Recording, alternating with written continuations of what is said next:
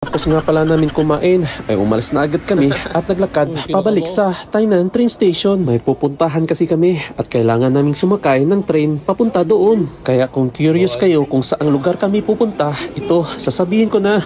Pupunta nga pala kami sa isang kilalang museum dito sa Tainan, Taiwan, ang Chimay Museum. Hindi naman masyadong malayo ang Chimay Museum from Tainan train station kasi isang stop lang ay narating na agad namin ang Bawon District train station. Kasi pag dito ka bababa sa Bawon train station ay kaunting lakad lang at mararating mo na ang Chimay Museum. O siya, pagkababa nga pala namin ng train ay lumabas na agad kami palabas dito sa Bawon train station at naglakad na kami papuntang Chimay Museum. Pangalawang beses na pala ng partner ko ang pagpunta sa Chimay Museum.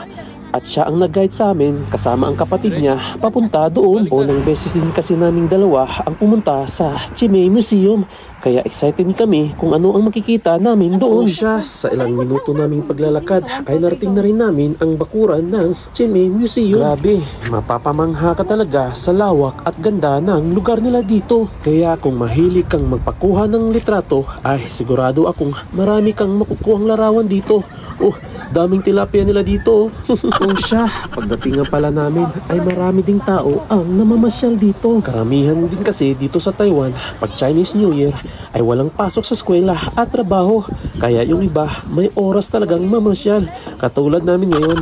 Naglakad nga pala kami papuntang main entrance ng Chimay Museum. At nadaanan namin itong boardwalk na may malaking fish pond at mamamangha ka talaga sa dami ng tilapia nila dito. At sa kasamaang palad, bawal nga lang hulihin.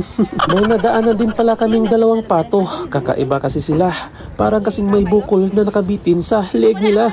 O siya, at sa wakas ay narating na rin namin itong magandang statue fountain na makikita malapit sa main entrance ng Chimay Museum. Pinalilibutan nga pala ito ng mga magagandang halaman at mga magagandang bulaklak. Itong statue fountain kasi ang agad mong makikita sa internet pag sinearch mo ang Chimay Museum. At sa wakas, nakita ko na rin ito sa personal. O siya, pagdating nga namin dito ay sandamakmak na picture taking ang ginawa namin. Minsan lang din kasi kami makapunta dito kaya sinulit lang talaga namin. Tama po kayo sa nakikita nyo. Yan nga pala ang Chimay Museum.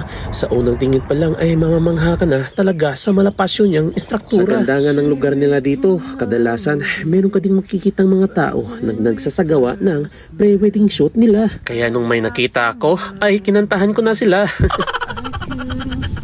O siya, bago ka pala makarating sa main entrance ng museum ay may makikita kang mga statue ng mga ancient Greek gods kagaya nila Hera, Zeus at marami pang iba. At sa bawat statue nga nila ay may mga nakalagay na pangalan at makikita mo rin kung anong ancient Greek god sila. Pagkatapos nga pala namin tingnan ang mga statue ay dumiretso na agad kami sa gitnang entrance ng museum nila.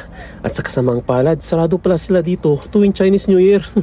Better luck next time na lang. O siya, kahit hindi kami nakapasok sa museum ay sobra din kaming na-enjoy sa pamamasyal namin dito.